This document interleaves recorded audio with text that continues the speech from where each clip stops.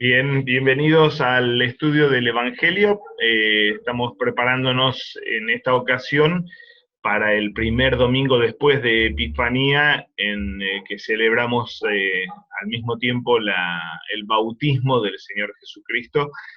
Tanto el leccionario anual como el trienal indican nuestro texto, Mateo 3, aunque el anual en realidad pone como primera opción Lucas 2. Si mal no recuerdo, es el texto de que creo que era la primera parte de la visita al templo de María y José con el niño Jesús. Igualmente el anual también, como segunda alternativa, propone la lectura, obviamente por la celebración del bautismo del Señor, la lectura del Evangelio de Mateo, capítulo 3, versículos 13 al 17. Por esta razón es el texto que vamos a considerar en este video. Vamos a comenzar con un momento de oración. En el nombre del Padre, del Hijo y del Espíritu Santo. Amén. Padre Celestial, en el bautismo de Jesucristo en el Jordán, tú lo proclamaste tu amado Hijo y lo ungiste con tu Espíritu Santo. Permite que todos los que son bautizados en su nombre se mantengan fieles a su llamado como hijos tuyos y herederos junto con él de la vida eterna. Por Jesucristo tu Hijo nuestro Señor, que vive y reina contigo y con el Espíritu Santo, siempre un solo Dios, por los siglos de los siglos. Amén. Muy bien, vamos con la traducción de nuestro texto. Hay bastante para hacer con este texto realmente, o el texto es un gran texto, no en extensión, pero sí en relevancia y en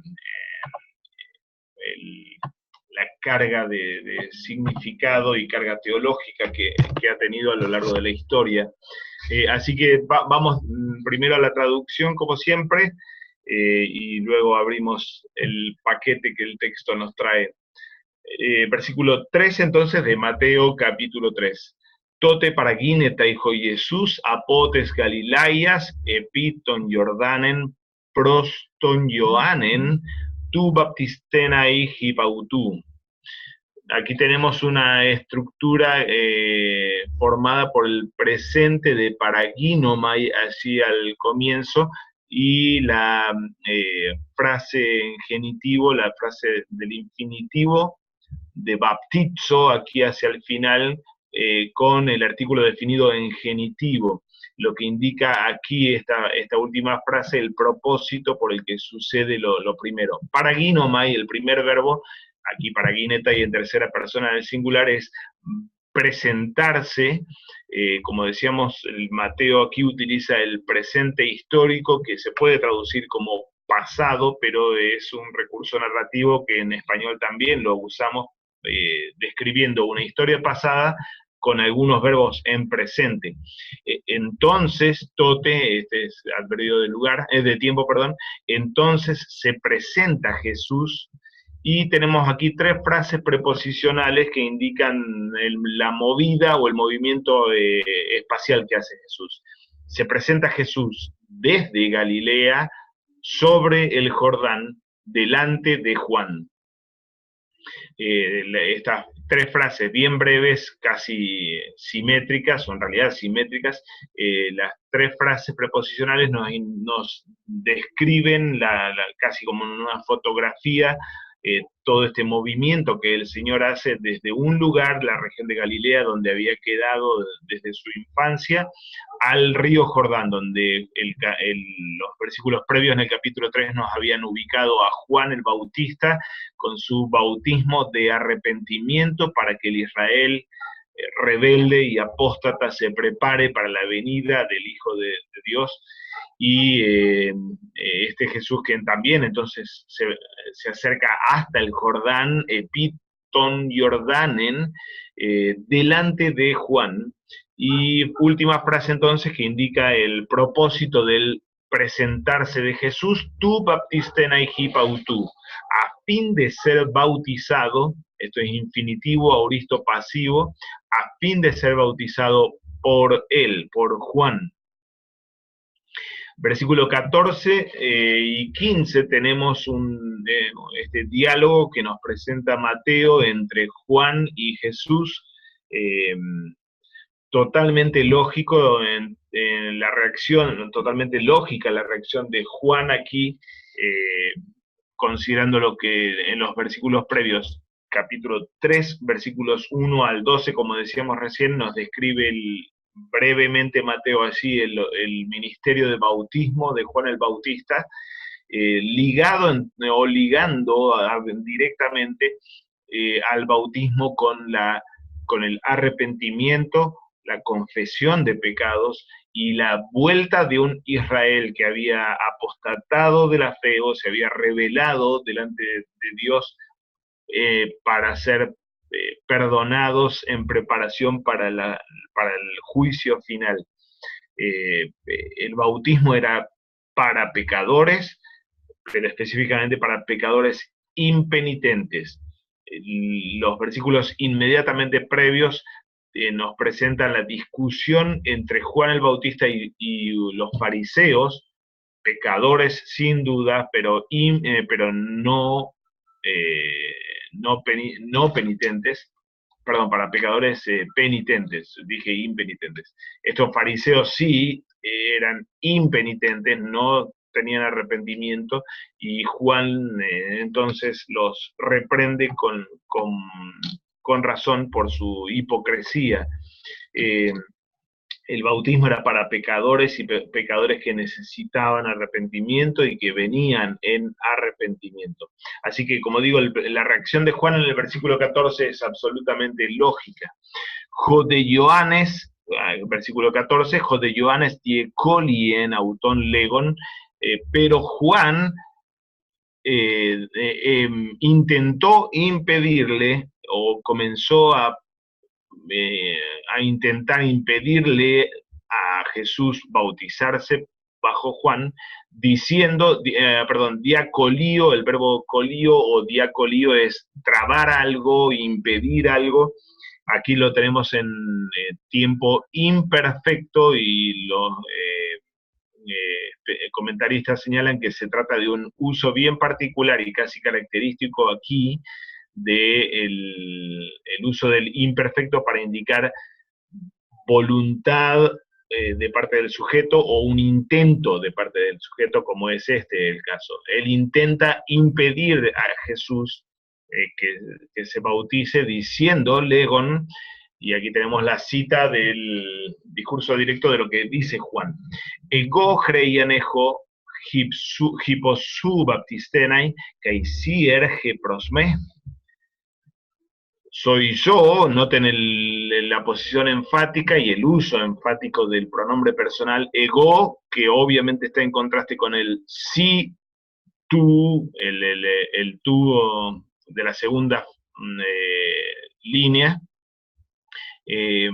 Soy yo quien tiene necesidad de ser bautizado por ti, y tú, que sí, erge prosme, y tú vienes hacia mí.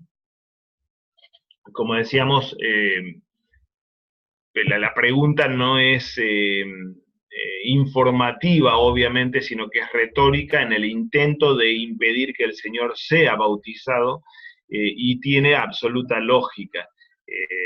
Si este Jesús es el Mesías, como Juan evidentemente lo reconoce que es, este es aquel que trae, que tiene el hacha en la mano y que viene con el aventador para limpiar la impureza de Israel, pecadores que no eran perdonados y que no se habían arrepentido, y rescatar el reducto de Israel del medio de la masa apóstata. Que venía que debía venir con la función de juez, viene aquí para recibir el bautismo. Que no traía un bautismo de preparación solamente como el de Juan en agua para el arrepentimiento o para el perdón, sino que traía el bautismo definitivo en espíritu y fuego. Él ahora venía a presentarse como si fuera uno más en Israel, que necesitaba él mismo preparación de arrepentimiento. Obviamente la razón le da todo el respaldo a Juan en este intento del versículo 14.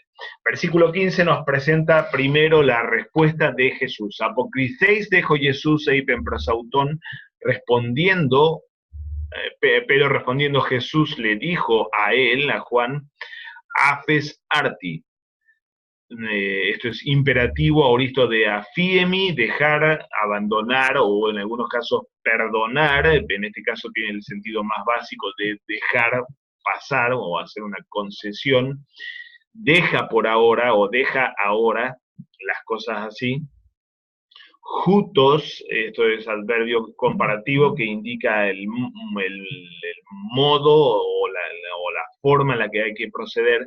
De esta forma, jutos gar, preponestin gemim plerosai pasanti caiosinen. Pues de esta forma es propio, prepo, el verbo prepo es ajustarse o ser apropiado. Aquí está ocupando una función adjetival e indica o describe lo que viene después del verbo eimi, estin, aquí, ¿no es cierto? Pues de este modo es propio que nosotros cumplamos, gemim plerosai, que nosotros cumplamos pasan dikaiosinen, toda justicia. Más propiamente aquí la estructura sintáctica es la siguiente. El gemim plerosai pasan dikaiosinen, la última frase funciona como sujeto del verbo copulativo del eimi aquí en el medio. Nuestro cumplir o nosotros cumpliendo toda justicia es apropiado.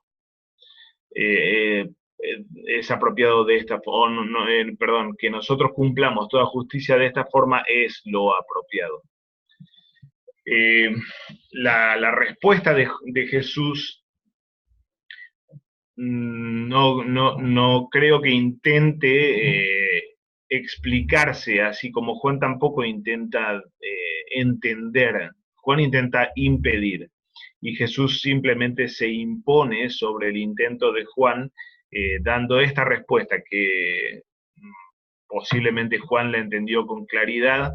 En la historia de la interpretación ha abierto ciertas dificultades, pero sea como sea, obviamente lo que está diciendo aquí Jesús, que viene como Mesías y viene con la autoridad de Mesías y de Hijo de Dios, es por lo menos hacerle entender a Juan que es necesario esto, que él se bautice, y que de esta forma sucede esto que es descrito con la frase infinitiva plerosa y pasan dikaiosinen, que se cumpla toda justicia. Luego vamos a hablar un poquito sobre las distintas interpretaciones de esta frase. Última parte del versículo 15, tote afie sin autón.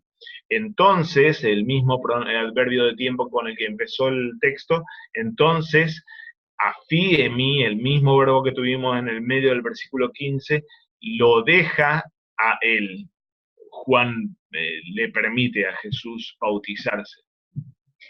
Versículos 16 y 17, en lo que queda de nuestro texto, baptisteis dejo Jesús, eucis anebe apotogidatos. Después de bautizarse, esto es un participio auristo pasivo de baptizo, del mismo verbo que tuvimos anteriormente, después de bautizarse Jesús, inmediatamente, eucis anebe. Esto es aoristo indicativo, voz activa de anabaino, de levantarse o pararse. En este caso, levantarse saliendo del agua o incorporándose del haber sido sumergido en el acto del bautismo. Así que después de bautizarse Jesús, o después de ser bautizado Jesús, inmediatamente se levantó del agua, kaidu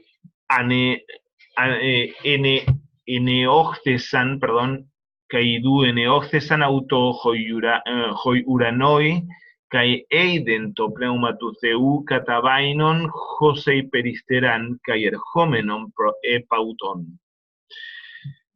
Y he aquí, imperativo de Jorao, imperativo aoristo de Jorao, es la forma griega para el giné en hebreo, el he aquí, una forma semítica para llamar la atención a algo, como que el narrador nos da la orden de que miremos, prestemos atención.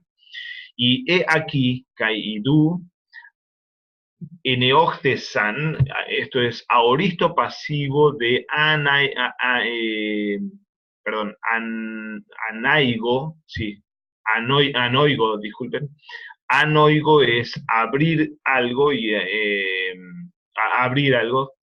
Aquí tenemos entonces aoristo pasivo, y aquí fueron abiertos para él, noten el dativo, pronombre personal en dativo, fueron abiertos para él los cielos, y vio, el sujeto de la acción aquí es Jesús, aoristo indicativo de jorao, el mismo verbo previo, pero aquí es Jesús el que está viendo, y vio Jesús, to pneumatuseu, al Espíritu de Dios, y aquí tenemos una descripción del Espíritu de Dios con dos frases participiales, dos participios, el primero de katabaino y el segundo de erhomai.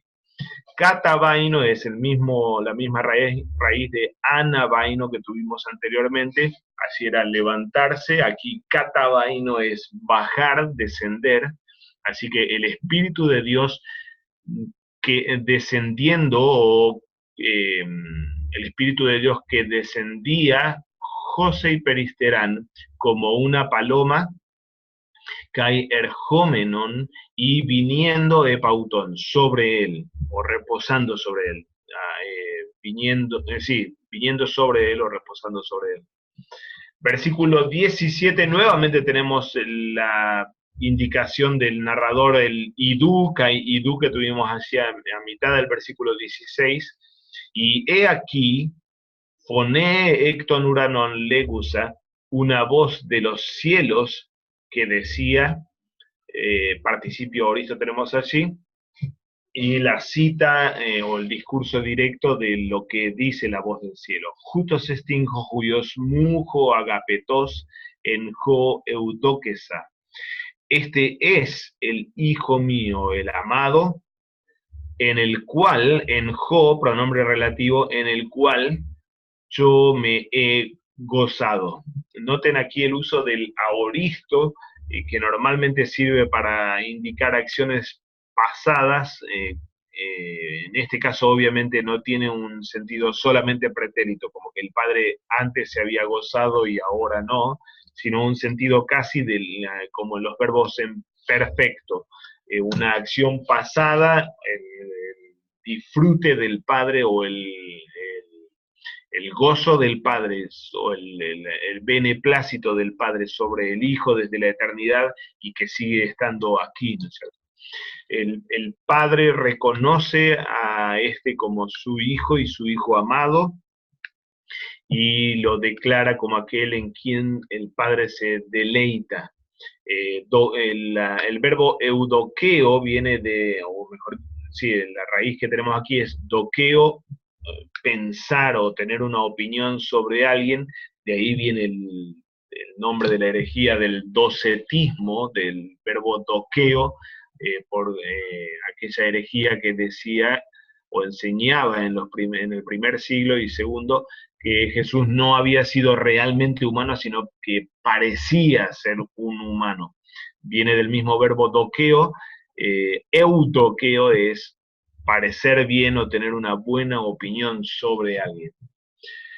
Muy bien, este es nuestro texto. Tenemos entonces una estructura bastante sencilla, el relato bien breve del bautismo, del acto del bautismo en sí, en el versículo 16, precedido de todas estas dos partes, la aparición de Jesús en el Jordán, y especialmente la discusión entre Juan y Jesús, que toma un espacio importante en el relato, y seguido finalmente el relato del bautismo ahí en el centro, seguido de toda todos estos fenómenos sobre el bautizado, la apertura del cielo para él, el descenso del Espíritu Santo, versículo 16 todavía, y la voz del cielo hablando acerca del Hijo al resto. Aquí tenemos tercera persona del singular, este es mi Hijo amado en el cual me deleito. Es decir, los destinatarios de la voz del cielo son los que están a la vuelta de Jesús, Juan mismo y la multitud que está bautizándose. No sé si hay consultas o preguntas o comentarios sobre la traducción, hermanos.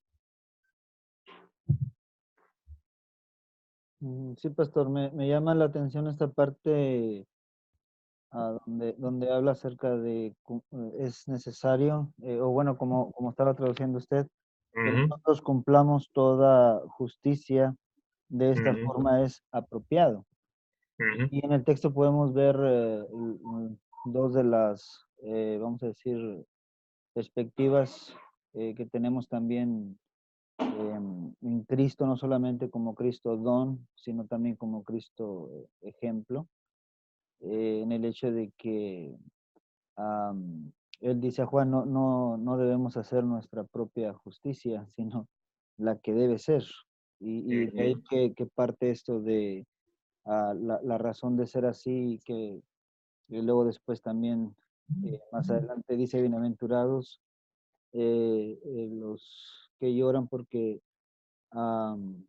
no, los que tienen hambre y sed de justicia, porque ellos serán saciados, en 5:6. Ahí es donde esta justicia que él quiere cumplir, que no es la propia ni la de Juan, ni la propia, vamos a decir, aunque él podría ser, porque él es hijo de Dios, pero en su estado de humillación, en su obediencia pasiva y activa, está haciendo la justicia o cumpliendo la justicia que sacia a los que tienen hambre y sed de esa justicia, ¿no? Y más allá que más adelante mismo decía que no hagamos nuestra propia justicia, sino la justicia que viene del Padre.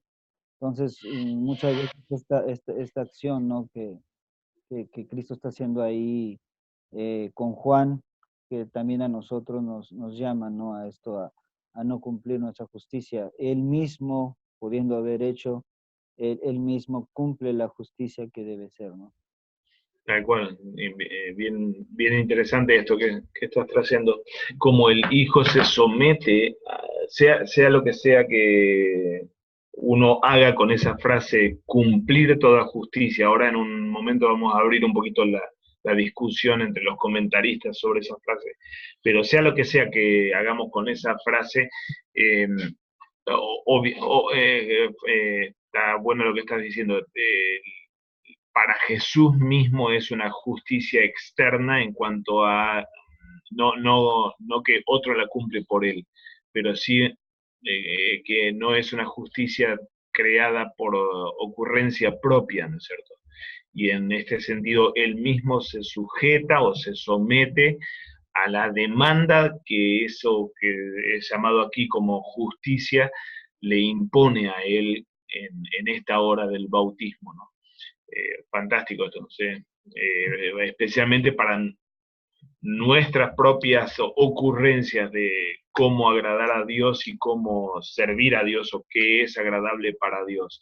Eh, en realidad, el humano siempre inventó sus propias formas de agradar a Dios y de llegar hasta Dios, ¿no? Desde Adán en la pretensión de llegar a ser como Dios, a la Torre de Babel, en la ocurrencia de la humanidad de escalar hasta Dios o construir su propio camino hasta Dios haciendo una torre, a todo tipo de justicia propia, ¿no?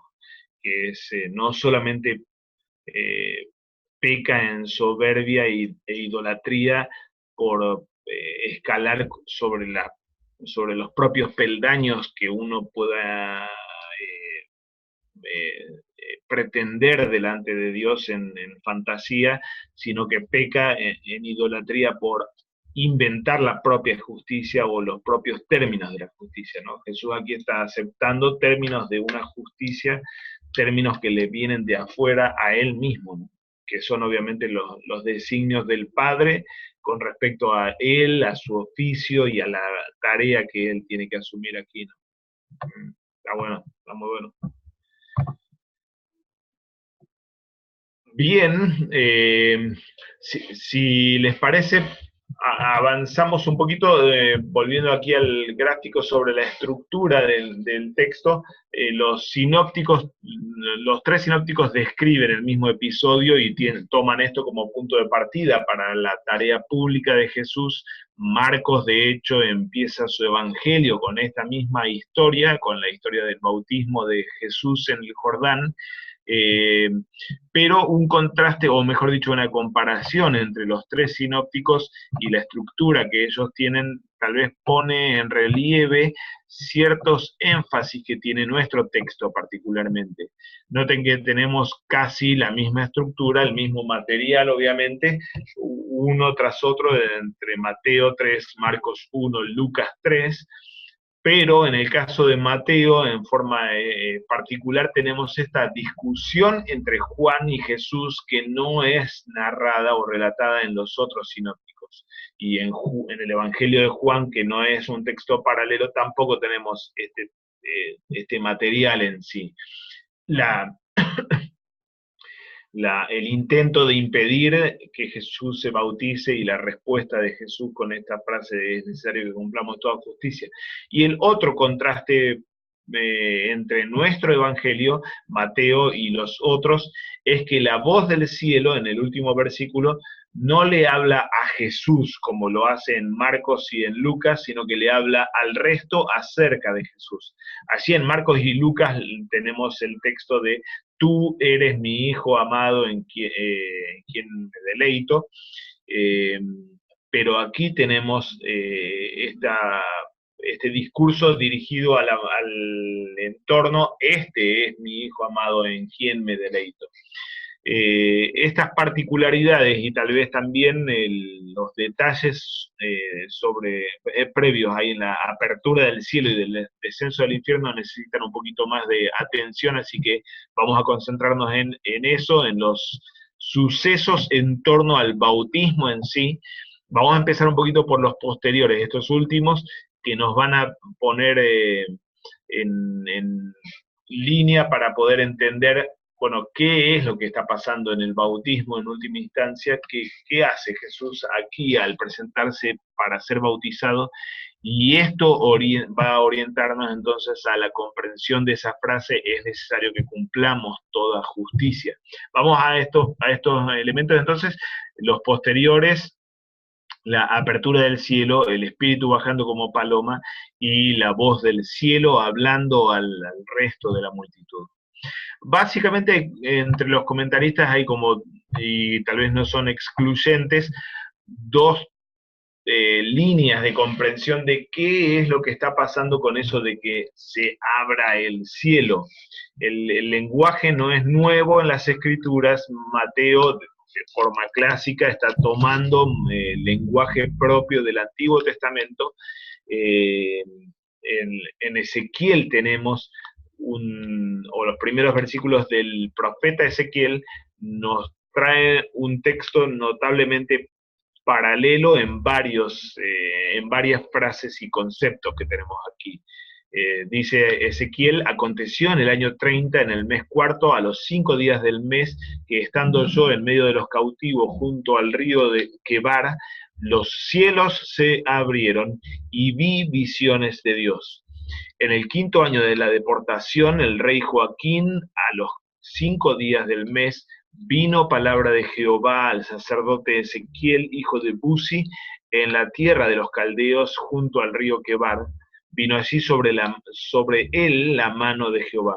Y miré, y he aquí venía del norte un viento tempestuoso. Noten aquí la expresión en la Septuaginta, en la traducción griega, kai eidon, kai idu pneuma, idéntica a la de nuestro texto.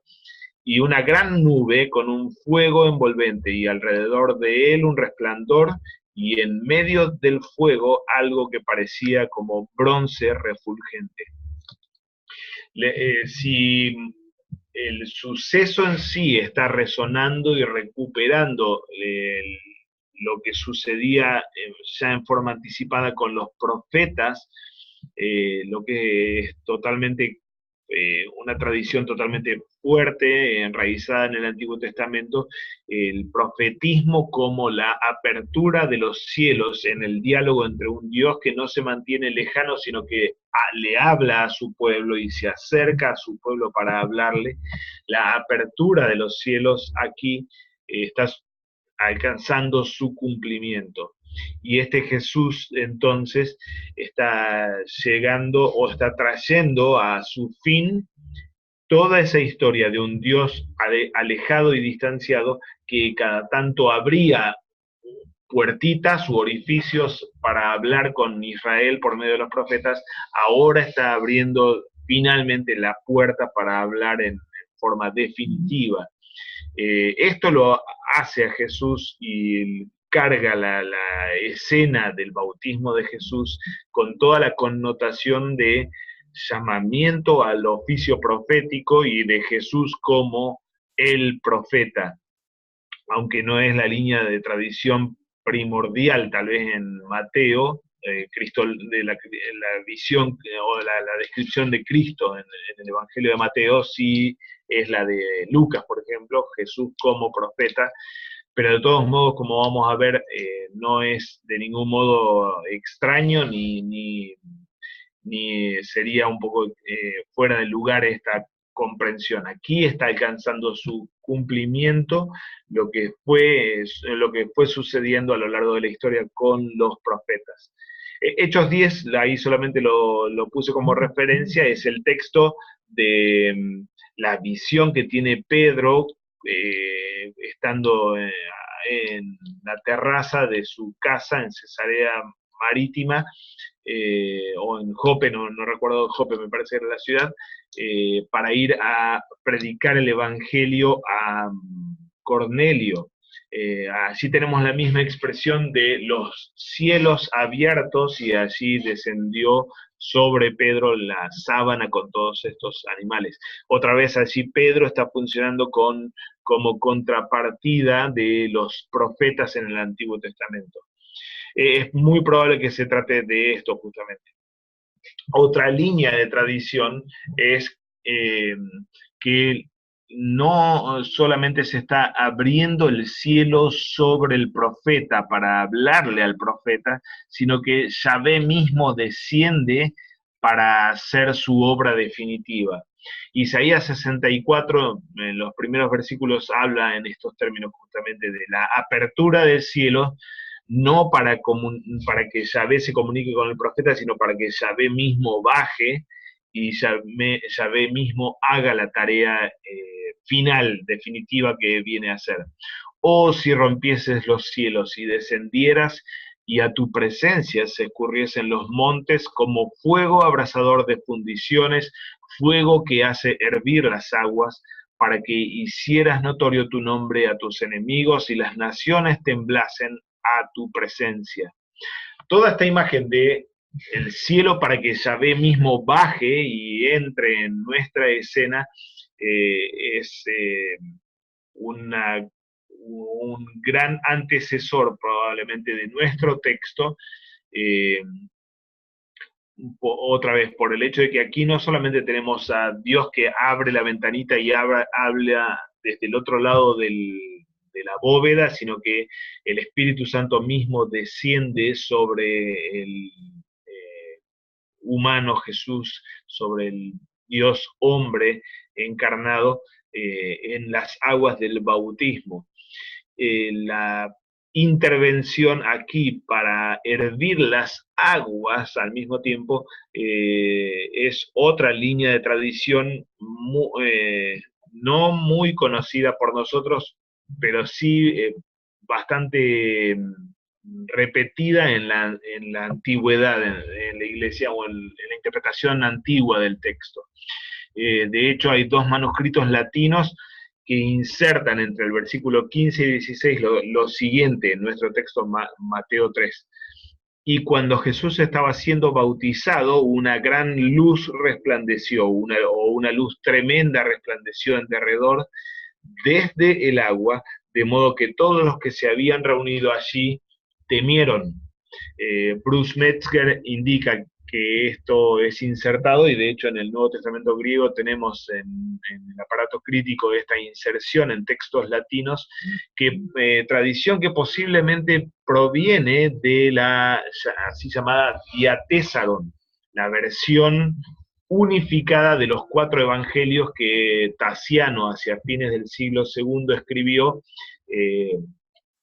Él tomó los 4 evangelios y unió en un único texto de estos 4 evangelios. En la Diatésaron tenemos algo de esta tradición.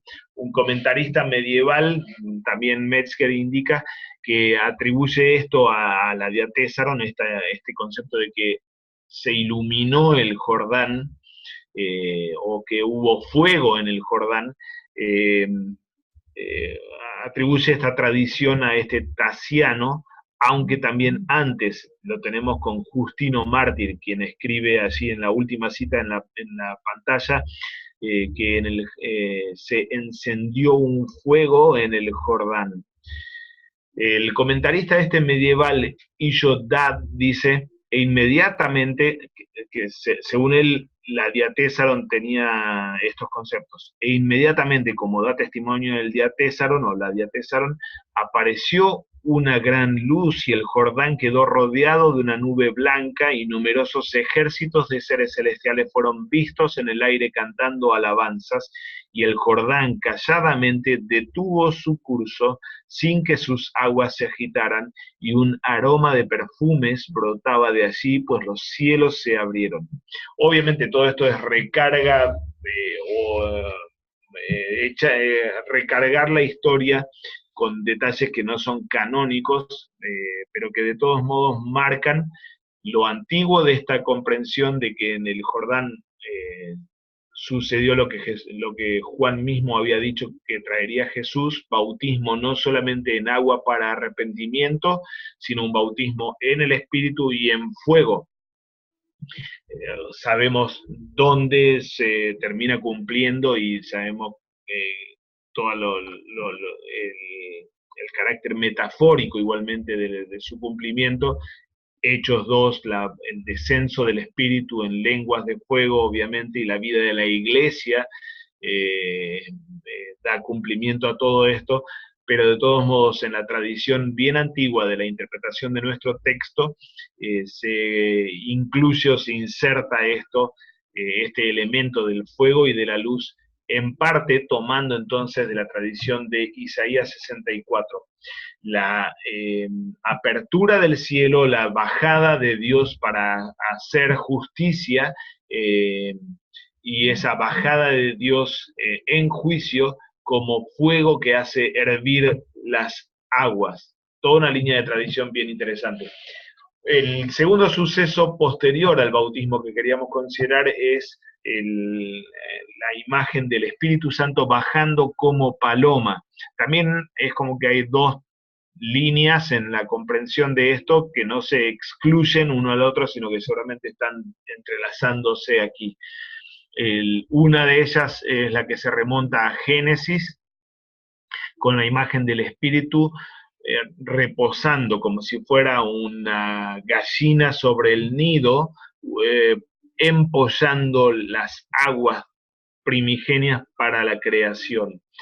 Génesis 1, y luego tenemos a la paloma de Génesis 8, al final del diluvio con Noé, la función de la paloma para marcar el final del diluvio y del juicio.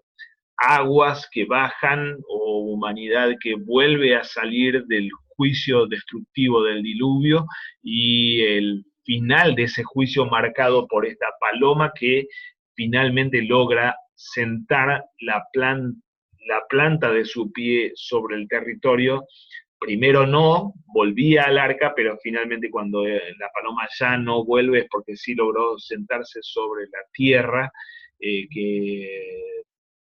para la cual terminó el juicio. La imagen de Génesis 8 me parece que es tan rica y tan recargada como la de Génesis 1 mismo. Génesis 1 ligando al bautismo de Jesús en el Jordán con la creación y restauración de la nueva creación, y Génesis 8 con el final del tiempo del juicio.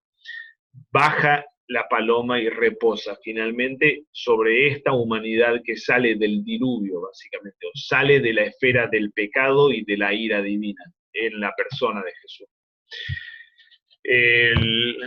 Un comentarista nuestro, Jeffrey Gibbs, profesor del seminario de San Luis, prefiere, antes que la tradición o el trasfondo de Génesis, prefiere, y tal vez con bastante razón, las imágenes que el profeta Isaías pone sobre el siervo sufriente. No tenemos a la paloma aquí en estas referencias, pero sí al Espíritu de Dios que reposa sobre el siervo sufriente a fin de que él cumpla la tarea de siervo sufriente para la cual Dios lo destina. Esta imagen y estas profecías de Isaías, y especialmente las profecías de Isaías ligadas con el siervo sufriente, como las tenemos a pie de página de la pantalla, capítulos 61, 53, 42, toda esta imagen del siervo sufriente en Isaías realmente es la comprensión casi principal que Mateo tiene con respecto a Cristo. Es profeta, como decíamos, parecido a Lucas, pero de todos modos no es un profeta casi en términos genéricos, no es que cumple toda la tradición profética. Mateo particularmente tiene una comprensión de Jesús como específicamente como aquel siervo sufriente anunciado por Isaías en los últimos capítulos de su libro. Así que el descenso del Espíritu sobre Cristo en el bautismo es cumplimiento de la hora en la que el Padre pronuncia esto sobre el Hijo y lo constituye como su siervo, aquel que tomaría el pecado de Israel, aquel que haría justicia en favor de su pueblo y lo salvaría de su pecado. Toda esta gran figura de Isaías realmente tiene prioridad total en la comprensión que Mateo tiene de quién es Jesús y qué vino a hacer. De modo que en el bautismo de Jesús en el Jordán, con seguridad, ciertamente lo tenemos a toda esa expectativa que Isaías había abierto con su profecía cumplida. Jesús finalmente está asumiendo su rol aquí en el Jordán de siervo sufriente, o él está siendo ordenado o constituido como siervo sufriente para Israel y para salvar a Israel. La venida del Espíritu Santo sobre él está marcando justamente esto, que él es aquel de quien Isaías habló al decir el Espíritu del Señor está sobre mí. Tercer elemento posterior al bautismo en sí que quería abrir un poquito el paquete es la voz del cielo hablando al resto de los oyentes, especialmente los términos en los que habla la voz del cielo. Esto, como decíamos, se diferencia de Marcos y de Lucas, que tienen a la voz del cielo hablándole a Jesús en los términos del Salmo capítulo 2. Recordarán el Salmo cristológico mi hijo eres tú, yo te engendré hoy. En el caso de Mateo no tenemos a el Padre hablándole al Hijo, sino el Padre hablando a la gente, a la multitud, con respecto al Hijo. Esto marca una cierta diferencia de terminología. El mismo autor, Jeffrey Gibbs, tanto en el comentario como en un artículo previo escrito en el 2002, argumenta contra la identificación casi mecánica que se hace entre Mateo 3:17 y el Salmo 2. casi como que siempre se entiende esa voz desde el cielo, en el caso de Mateo, como significando Jesús está asumiendo su mesianismo davídico, o aquí estamos viendo la entronización de Jesús como si fuera David.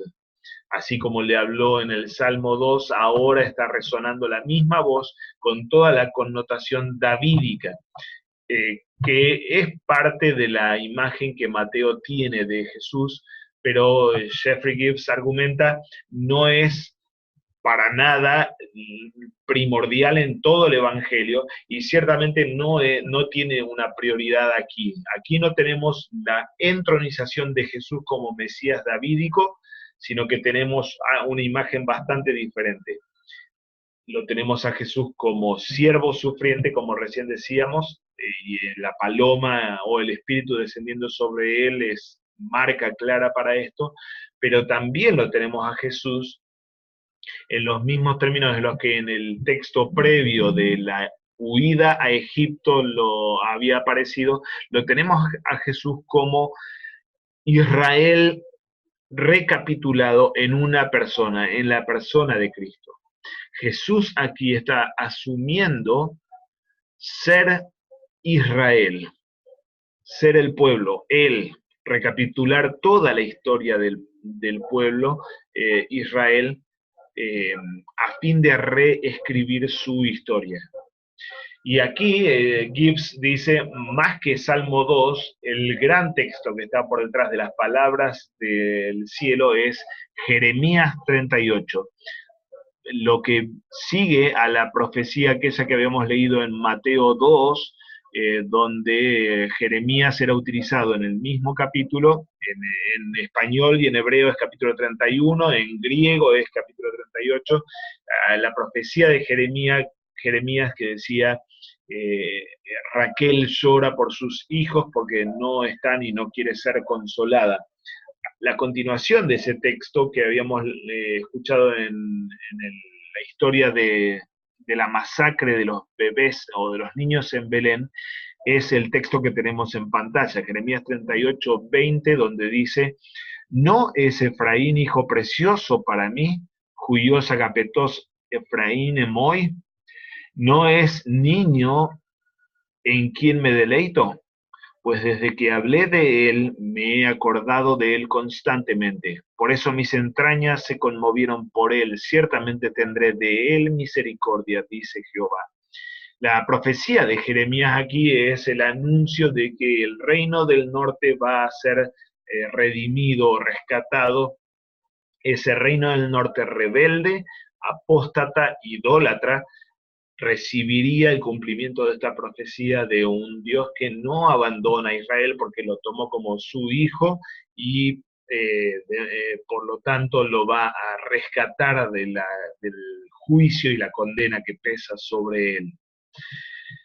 Desde esta perspectiva, entonces, si Gibbs está en lo correcto, más que la entronización de Jesús como rey, lo que tenemos aquí es Israel viendo el cumplimiento tan esperada de que el pueblo apóstata, castigado y aplastado por la ira divina, finalmente ahora tenga el beneplácito, la misericordia de Dios en su favor y sea liberado de todos los padecimientos por sus pecados. Dice Gibbs, ¿qué significa entonces el bautismo de Jesús o qué implica que Jesús se bautice bajo Juan si aquí lo que está pasando es que él está siendo constituido siervo sufriente como Isaac también o el hijo amado que es sacrificado, o si Jesús aquí está funcionando primordialmente como Israel en uno, en un cuerpo, en esa persona y como tal hijo de Dios. Significa que Jesús cumple en los términos de Mateo, aquí está abrazando su tarea propia y asumiendo entonces el lugar de Israel pecador para poder hacer aquello para lo que vino.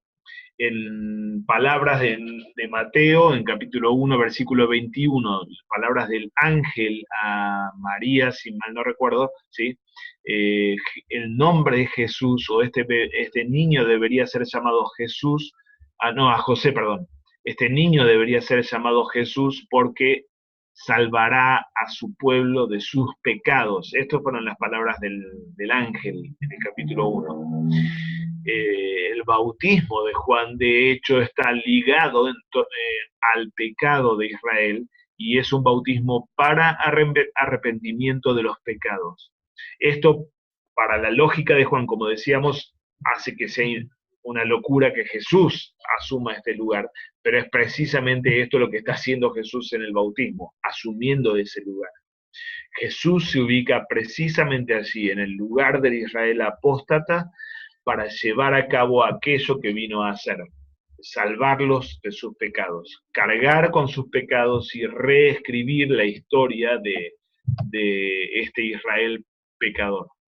Y último comentario entonces, ahora yendo a la discusión previa al bautismo en sí entre Juan y Jesús, a esta frase de es propio o que nosotros cumplamos toda justicia es lo apropiado.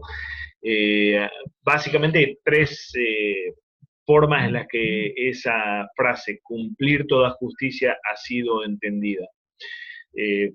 Una línea de interpretación toma esto como que Jesús está diciendo es necesario que yo obedezca la ley de Moisés, que, que cumpla la demanda de la ley, lo que no es una interpretación ni errada ni extraña para nada. Jesús está asumiendo su lugar de ponerse bajo la ley, como Pablo lo escribe en Gálatas, para cumplir, para darle cumplimiento activo, positivo, efectivo a la demanda de la ley y para también cargar con la condena de esa misma ley de Moisés. Otra forma en la que los intérpretes han tomado este texto es como refiriéndose a cumplir con las responsabilidades de Mesías que habían sido anunciadas por los profetas y que ahora, entonces, desde el bautismo Jesús está asumiendo públicamente. Y una tercera forma de interpretación de nuestro texto es tomando el término dikaiosine, justicia, así como los Salmos e Isaías toman ese mismo término en hebreo tzedaká. La justicia de Dios no es rectitud moral ahí en Salmos e Isaías generalmente, sino que es la intervención salvífica de Dios. Es decir, cuando Dios hace justicia y la justicia por la que ora Israel en los Salmos es justamente la irrupción en la historia para salvar a Israel. Así que desde esta lectura, lo que está diciendo Jesús es necesario que yo lleve a cabo finalmente la intervención salvífica divina, que dé cumplimiento a toda justicia, a todo acto salvífico anunciado. Creo que no se opone uno al otro y uno no tiene que tal vez elegir acá. Igualmente, especialmente por lo que decíamos recién sobre qué es lo que está pasando en el bautismo de Jesús, Jesús está siendo ordenado públicamente en su ministerio mesiánico como siervo sufriente, y Jesús está asumiendo su lugar de Israel en una persona, en un cuerpo, para reescribir esa historia, salvando así a Israel de sus pecados. Quizá las últimas dos opciones sean las que tienen más ventaja y más coherencia con lo que constituye y representa el bautismo en Mateo, ¿no es cierto? No para excluir la primera alternativa, porque está directamente integrado con esto, pero quizá si hay alguna de estas tres alternativas que realmente representa lo que significa las palabras de Jesús, probablemente sean las últimas dos o la última particularmente. Bien, he largado todo un paquete de cosas aquí, sin abrir mucho el diálogo, pero si quieren podemos comentar o abrir a preguntas. Eh, bueno, me había olvidado que aquí tenía un poquito más todavía. Es ubicándose en el lugar de Israel apóstata que lograría salvarnos, así como Isaías mismo lo puso, por su llaga fuimos nosotros curados, o como Pablo también lo pone, al que no conoció pecado, por nosotros lo hizo pecado para que nosotros fuésemos hechos justicia de Dios en él. Decía si hay alguna pregunta o comentario de toda esta parte del análisis de sucesos en torno al bautismo.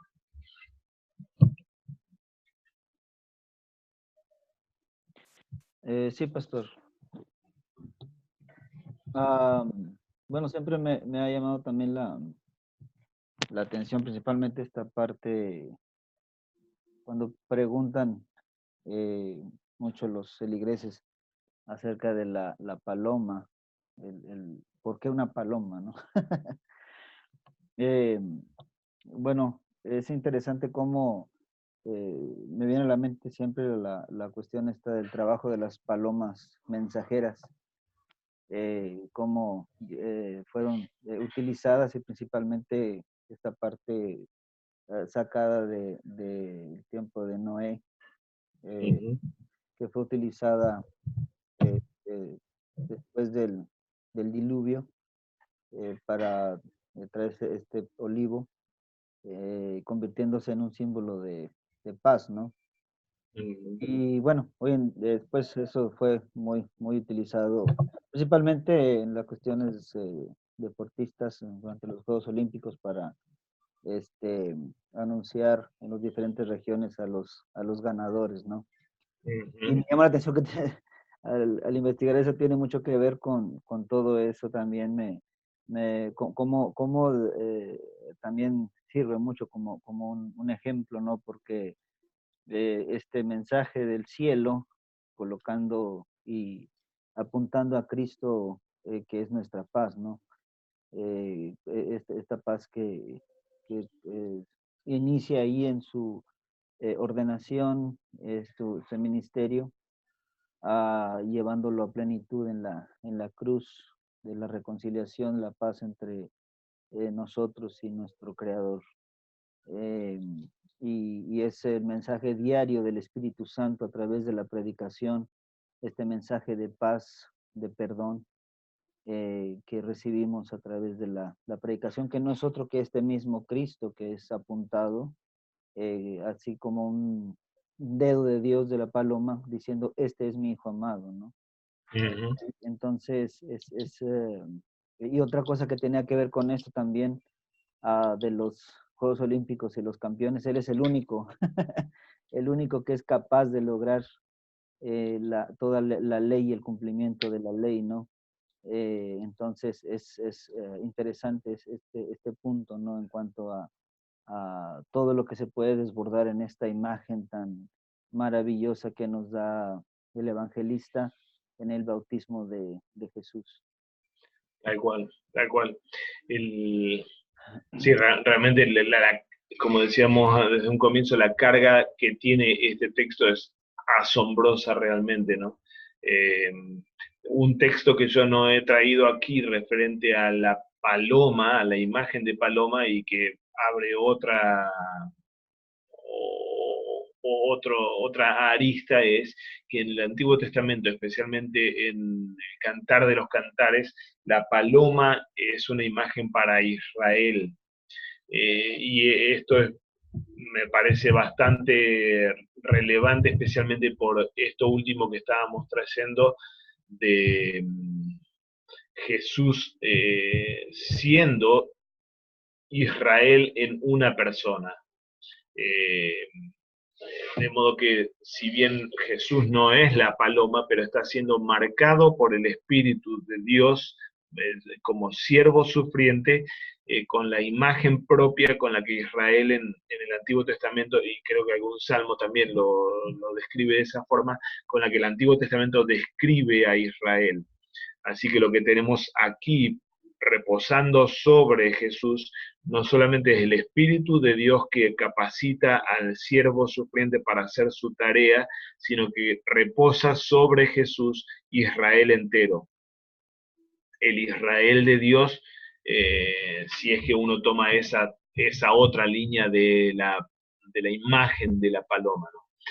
Pero me parece que sí, que el único texto que trajimos referente a paloma aquí, Génesis 8, teológicamente hablando es de sumo valor, ¿no es cierto? Es el fin del diluvio, fin de la ira divina, fin de la destrucción de la humanidad y el giro hacia la nueva creación o a la restauración de la creación que sucedió en forma de anticipo, así con Noé, pero que aquí ahora está sucediendo en forma definitiva entonces. Bien, si les parece, avanzamos. Algunos comentarios sobre la historia de la interpretación del bautismo de Jesús en el Jordán.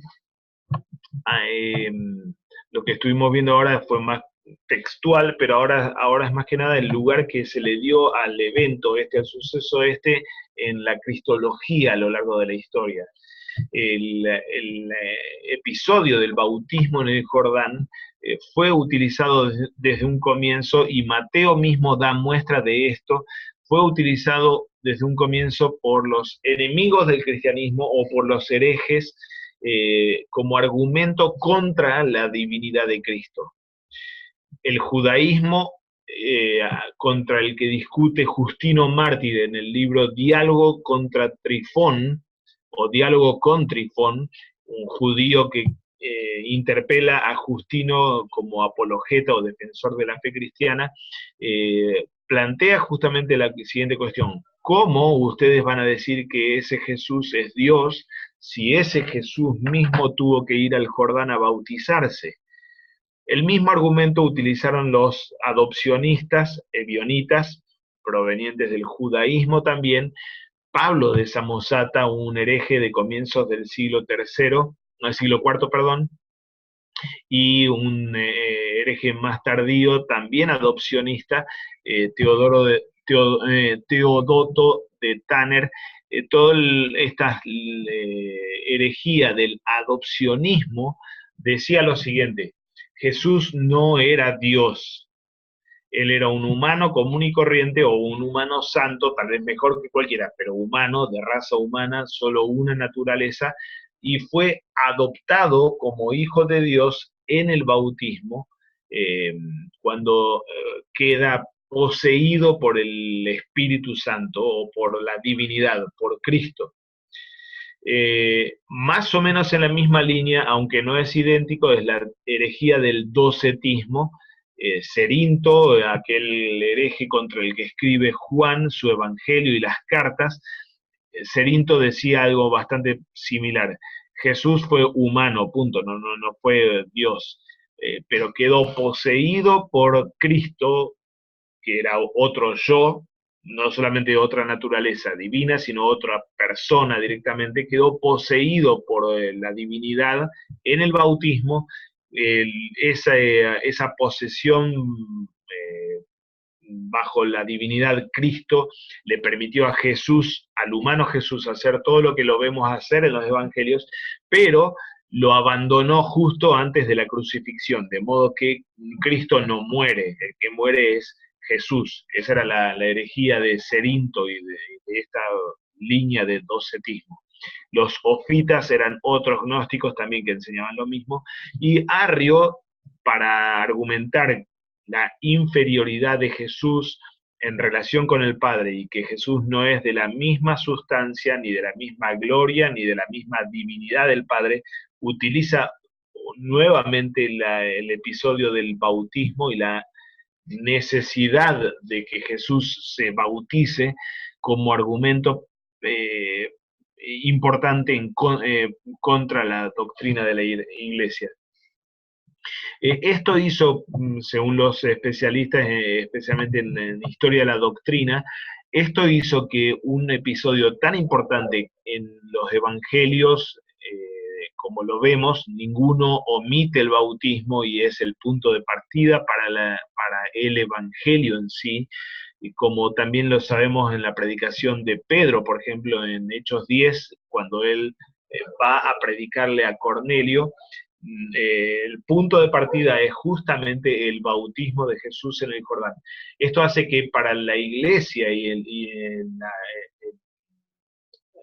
los credos especialmente de la iglesia, un episodio tan importante como el bautismo en el Jordán quedara bastante eclipsado por el hecho de que la iglesia tuvo que confrontar toda esta comprensión del bautismo, como que ahí hay un cambio en Cristo, tuvo que confrontar esta identificación entre bautismo y modificación de ascenso de uno que no era Dios a una especie de Dios, con la afirmación de que este era Dios desde la eternidad, es el Logos eterno, y si hay un cambio, hubo un cambio no en el bautismo, sino mucho antes, en la encarnación, cuando Él asume una segunda naturaleza como humano. El bautismo no es para Cristo, básicamente es la movida y la tendencia hacia la que se fue la iglesia ortodoxa. Hay tres líneas de reacción ortodoxa en la interpretación del Jordán. Si el bautismo no representa un cambio en Cristo, ni un cambio para Cristo, ni el Jordán fue por Cristo, ni para Cristo, entonces el Jordán pasa a ser para nosotros especialmente. Suena bien, suena muy luterano, el pro nobis para nosotros, o suena muy de Atanasio, de Alejandría, es lo que pasó ahí, pasó en nuestro favor o para nosotros. Suena muy ortodoxo, pero de todos modos lo que termina pasando es que el bautismo representa poco en relación a Cristo y todo, absolutamente todo en relación a nosotros. Las tres líneas de interpretación ortodoxas en reacción a este uso adopcionista de los herejes es tomar al Jordán como manifestación de lo desconocido de Dios, ligado con el concepto de epifanía, o tomar al Jordán como inauguración del bautismo cristiano o como restauración de la creación.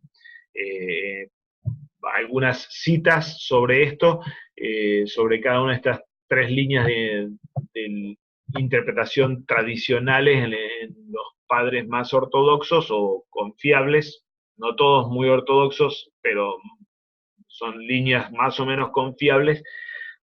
La primera entonces es, el bautismo solamente es informativo, manifiesta lo que siempre fue en Dios, lo que siempre fue en Cristo desde la eternidad, que es la divinidad de Cristo y el carácter trinitario de Dios. Allí los vemos por primera vez y en forma explícita interactuando a las tres personas de la Trinidad como lo hicieron desde la eternidad, pero ahora lo hacen en público. Así que Jacob de Serug, por ejemplo, un maestro en la iglesia siria del siglo III, si mal no recuerdo, dice, la Trinidad fue revelada por tres sentidos. El Padre por la voz, el Hijo por el tacto y el Espíritu por la vista. El Padre habló, el Hijo fue bautizado y el Espíritu fue visto. Un único Dios fue oído, tocado y visto. Tres personas fueron reconocidas, proclamadas y adoradas. Esto es siglo IV, según. Un autor contemporáneo católico, Killian MacDonald, dice, en toda esta tradición, o en esta línea de tradición, el Jordán es el locus, o el lugar del conocimiento trinitario de Dios. Si hay un texto en el que entonces lo vemos por primera vez abiertamente al Dios Trino como Trino, es justamente en el Jordán. Otra línea de tradición es tomar al Jordán como inauguración de nuestro bautismo. Jesús allí no estaba haciendo nada consigo mismo, no le estaba pasando nada a él, solamente que él estaba tomando el bautismo de Juan el Bautista y cristianizándolo al Él santificar las aguas del bautismo. Ignacio de Antioquía, nada menos que él, empieza esta tradición con lo que él escribe a los Efesios. Nuestro Dios Jesucristo fue concebido por María por la dispensación de Dios, tanto de la simiente de David como del Espíritu Santo, nació y fue bautizado para que al someterse al bautismo pueda purificar el agua. Hilario de Poitiers, también padre de la Iglesia de Occidente, anterior a San Agustín, dice: el plan del misterio celestial es trazado aquí, para que al suceder estos eventos con Cristo, del mismo modo sepamos que a partir de las aguas del bautismo, el Espíritu desciende sobre nosotros desde las puertas del cielo, impregnándonos con la unción de la gloria celestial, y somos hechos hijos de Dios por la adopción expresada en la voz del Padre. Estos eventos, los del Jordán, prefiguraron una imagen de los misterios que fueron establecidos para nosotros. En esta misma línea de tradición, el Jordán como inauguración del bautismo cristiano, se ubica Lutero. En el Catecismo Mayor, al describir los primeros párrafos de la parte principal sobre el bautismo, Lutero argumenta la necesidad del bautismo, aunque los herejes lo rechacen. Y como parte de la exaltación del bautismo, hace referencia a los episodios allí en el Jordán, especialmente los sucesos celestiales, cielo abierto, espíritu bajando en forma visible y la voz resonando. Lutero dice así en el párrafo 21 de la parte del bautismo: noten cómo Dios se esfuerza por dar gloria y honra a este sacramento nuestro, al sacramento del bautismo.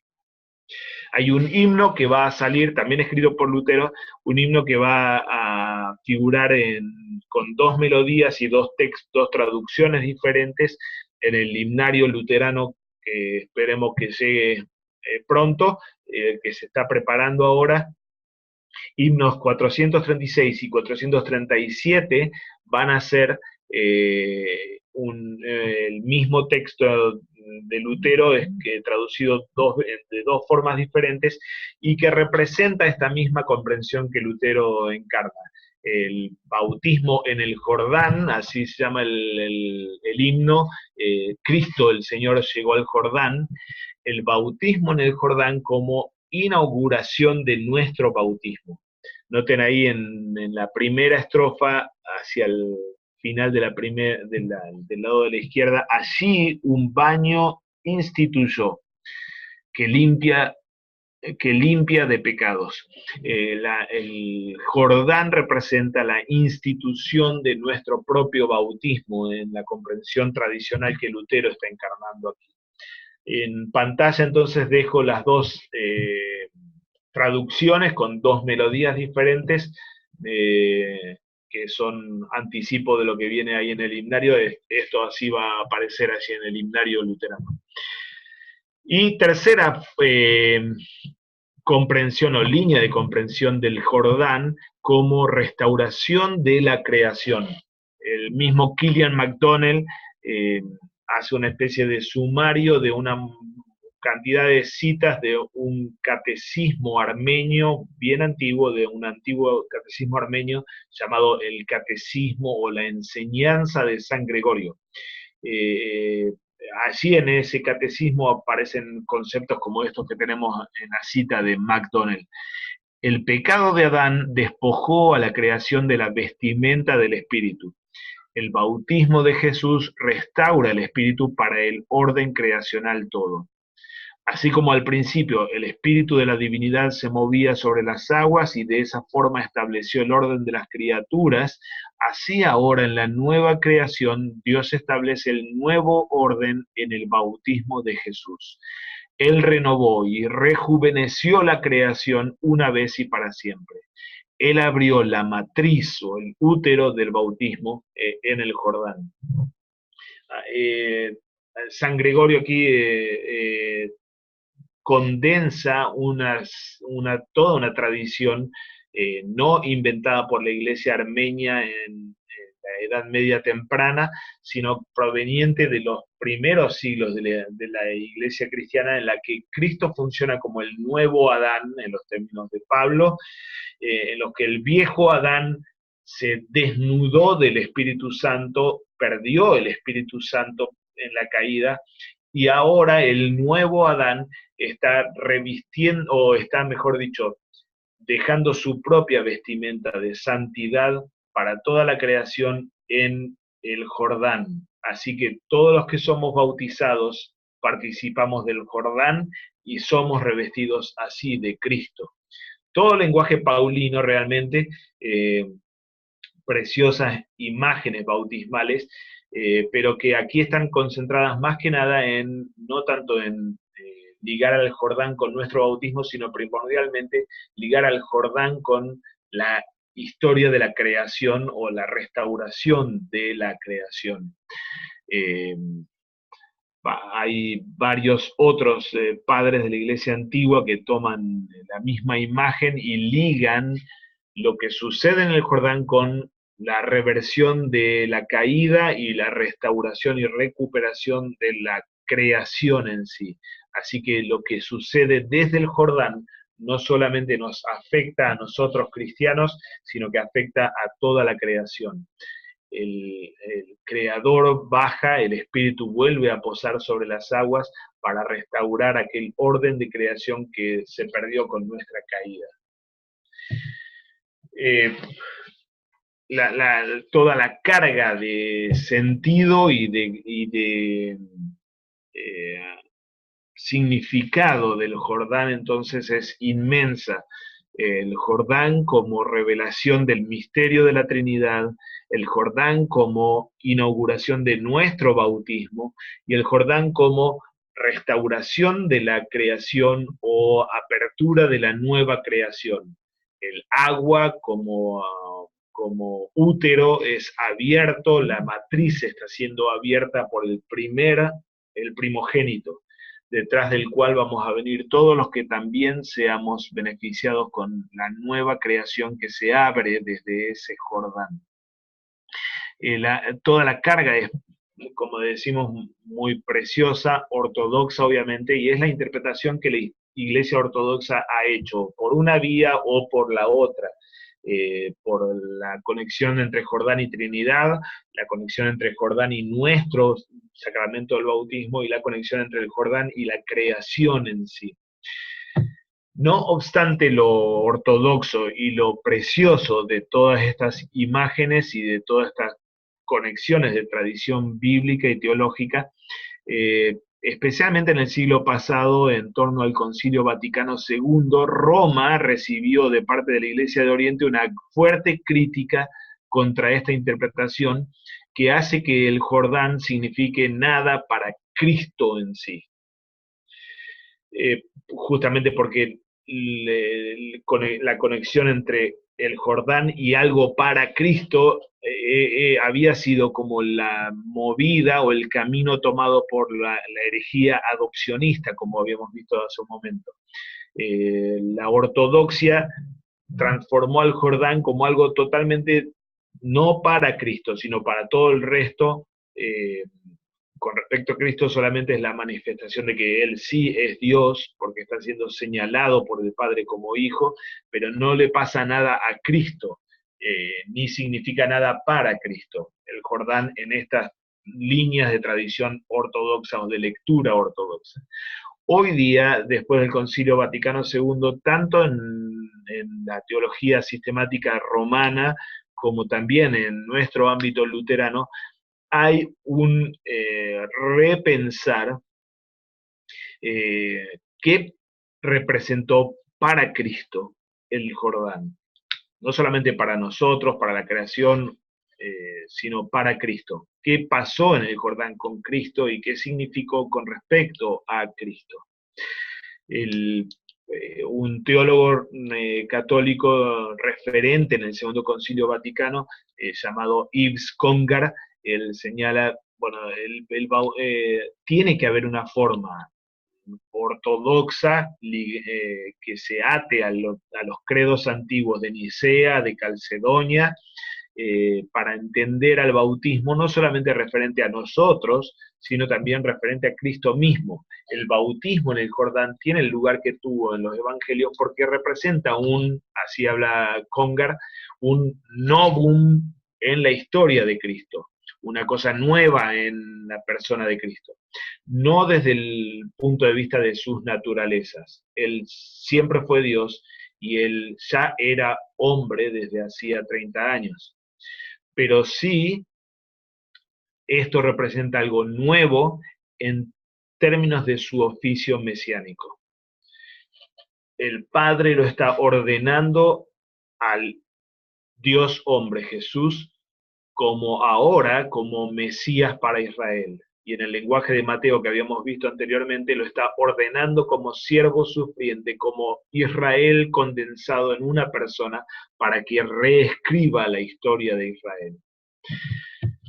En una línea similar, el mismo autor que hemos citado anteriormente hace una advertencia. Dice, yo pediría que la fe o la piedad litúrgica y la comprensión dogmática no pasen tan rápido del singular bautismo de Jesús al sacramento nuestro del bautismo. La cruz y la tumba vacía están en el centro de la fe cristiana. Con el bautismo de Jesús en el Jordán que apunta hacia esos eventos salvíficos centrales en anticipación y con el bautismo cristiano que fluye de dichos eventos, de la cruz y la resurrección, para conferir la salvación que ellos, los de la cruz y resurrección, obtuvieron. Por tanto, ciertamente existe una conexión entre el bautismo de Jesús y el bautismo cristiano, pero cuando los intérpretes, los compositores de himnos o los predicadores se mueven directamente de uno al otro, corren el riesgo de omitir o reducir las poderosas buenas nuevas de que cuando Jesús fue bautizado por Juan, él se colocó en el lugar de nosotros, los pecadores. Ese es el significado primario del bautismo de Jesús en el Jordán. Esto es Jeffrey Gibbs. Así que lo que Gibbs enfatiza, y yo comparto totalmente, me parece que es bien cierto, es que el tema central del Mateo 3, el bautismo en el Jordán, es que él está entrando en su ministerio. Él está entrando, siendo ordenado como siervo sufriente que asume el peso de nuestro pecado y que lo lleva hasta la cruz. Allí en la cruz, en la resurrección, él finalmente, o él da cumplimiento completo al ministerio y al oficio para el cual está entrando aquí en Mateo 3. Omitir la cruz, omitir el Gólgota y la resurrección en la predicación de Mateo 3 es pasar de largo el centro fundamental de nuestro texto. Ahora, todas las otras conexiones ortodoxas que se han hecho a lo largo de la historia de la interpretación de nuestro texto siguen estando allí y siguen siendo, me parece, relevantes, pero en torno a y por causa de lo que sucede en la Pascua. Allí la Trinidad se vuelve Trinidad para nosotros. Allí la creación es finalmente restaurada. Allí el bautismo nuestro es instituido. El Jordán anuncia esto, anticipa esto y prepara el camino o inserta a Jesús en este camino que lo lleva a la cruz y resurrección. Pero son la cruz y resurrección las que nos abren finalmente las puertas al cielo, las que restauran la creación y desde donde brota nuestro sacramento del bautismo. Como Gibbs bien dice, todos estos elementos tienen conexión con el Jordán, pero no sin pasar por el Gólgota y la resurrección de Cristo, sino justamente por causa de la muerte y resurrección de Cristo. No vamos a detenernos más porque estamos en tiempo, hermanos, pero solo algún recuerdo del video que Fritzler había presentado sobre esta este periodo. Aquí estamos entrando en la última etapa del ciclo de Navidad, en la estación de Epifanía, característica para la proclamación, y no lo he insertado, no lo he incluido aquí en una descripción de Epifanía en nuestro PowerPoint, pero sí, aquí lo que Fritzler nos traía es bien cierto. Históricamente el tiempo de Epifanía o esta estación de Epifanía fue usada especialmente para organizar actividades evangelísticas, y la iglesia, no olvidándose de su misión al mundo proclamatoria. Así que el tiempo de la Epifanía es un tiempo especial, no es que el resto del año no lo sea para el evangelismo, pero es un tiempo en el que la iglesia no quiere olvidarse de que tiene esta misión delante del mundo, y tiene la misión de proclamarlo a Cristo delante del mundo. Este año tocan 7 domingos, hasta el sexto en el trienal, seguido del domingo de Transfiguración, y en el anual se cuenta hasta el cuarto, y luego los 3 últimos domingos todavía de Epifanía ya son contados en virtud de o a partir de la Pascua. Septuagésima, sexagésima, quincuagésima son 17 17 semanas, sí, creo que sí, 17 semanas, 16 y 15 semanas antes de la Pascua. Así que en el anual o en el histórico, el final de la Epifanía ya es pre-pascual, o es preparación para la Pascua, y termina el domingo previo al miércoles de ceniza, que este año toca el 26 de febrero. 6 de enero empieza, fecha fija, la última fecha fija en el calendario eclesiástico. Todas las otras son determinadas por la fecha móvil de la Pascua, así que todas las otras son móviles también, ¿no es cierto? 6 de enero es la última fecha fija. Ahí pongo algunas breves notas sobre la historia de la estación de la Epifanía, en su origen en Egipto y las prácticas en Occidente, y también un sumario de las lecturas que tenemos el domingo. En el anual, en el leccionario anual, tenemos varias alternativas para el Antiguo Testamento. Primera Reyes, Josué, eh, Isaías 42, texto bien importante para nuestro texto, 2 salmos alternativos y 2 epístolas alternativas. Una gran variedad, todos estos son del leccionario anual, y en el trienal tenemos solamente un texto para cada tipo. Antiguo Testamento es Isaías, Salmo 29 y Romanos 6, texto bautismal. Solo un último comentario sobre proclamación, bien breve. Un texto con tanta complejidad y tanta carga de significado, me parece que uno tiene que ver cómo hacer y para dónde agarrar. Quizá el esquema este que habíamos revisado recién nos puede dar una buena orientación, no para ir a todos los lugares, sino para escoger este año una línea de tradición. El Jordán, que nos lleva a la cruz y resurrección, y que desemboca para nosotros en nuestro Jordán de la pila bautismal y de la vida bautismal. Otro año movernos para otro lado, del Jordán a la cruz y resurrección, y así abrir la catequesis hacia la doctrina trinitaria, y otro año movernos en esta otra línea de tradición del Jordán, cruz resurrección, que abre la restauración de la nueva creación.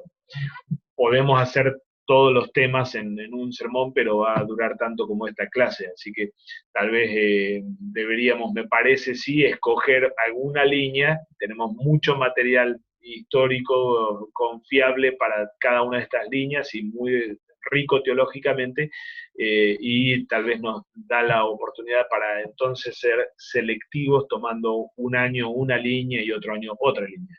La línea que no ha de faltar es aquella que une al Jordán con la cruz y resurrección del Señor. Hermanos, no sé si hay comentarios o preguntas.